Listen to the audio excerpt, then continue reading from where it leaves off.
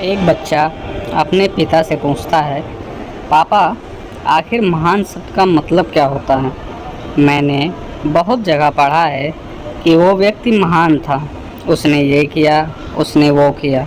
आप मुझे समझाओ कि महान लोग कौन होते हैं और वे महान कैसे बनते हैं? पिता ने कहा, ठीक है। पिता ने बेटे को महान शब्द का अर्थ समझाने की एक तरकीब सोची। उन्होंने बेटे से कहा, चलो 2 पौधे लेकर आते हैं। एक को घर के अंदर लगा देते हैं और दूसरे को घर के बाहर।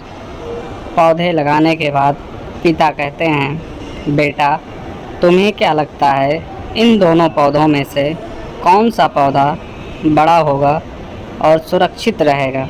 बेटे ने कहा, पिताजी, ये भी कोई पूछने वाली बात है। जो पौधा हमारे घर के अंदर है वो सुरक्षित और बड़ा होगा, जबकि बाहर वाला पौधा बिल्कुल सुरक्षित नहीं है। उसे बहुत सारे मौसम झेलने होंगे, उसे कोई जानवर भी खा सकता है। पिताजी शांत रहे और उन्होंने कहा, बेटा, इसका जवाब मैं वक्त आने पर दूंगा। बेटा पढ़ाई करने लगा, 4 सालों के लिए बाहर चला जाता है और जब वापस आता है तो घर के अंदर के पौधे को देखकर कहता है, पापा, मैंने कहा था ना, इस पौधे को कुछ नहीं होगा, ये सुरक्षित रहेगा। पिता मुस्कुराए और उन्होंने कहा, बेटा, ज़रा बाहर जाकर उस दूसरे पौधे को देख कर आओ। बेटा जब बाहर जाकर देखता है तो एक बहुत बड़ा पेड़ वहाँ पर होता है। बेटे को यकीन नहीं हो रहा होता कि आखिर वो इतना बड़ा कैसे हो गया, जबकि घर के अंदर का पौधा तो इससे 100 गुना छोटा है।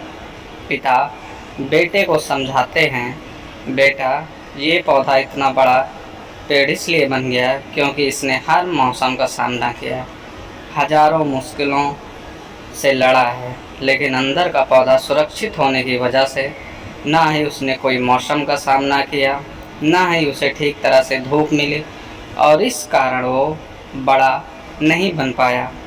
बेटा, याद रखना, इस पेड़ की तरह दुनिया में वही व्यक्ति महान बन सकता है जिसने हजारों मुश्किलों का सामना किया हो और जो अंदर के पेड़ की तरह जीवन भर सुरक्षित रहने की सोचेगा, वो तो कभी महान नहीं बन पाएगा।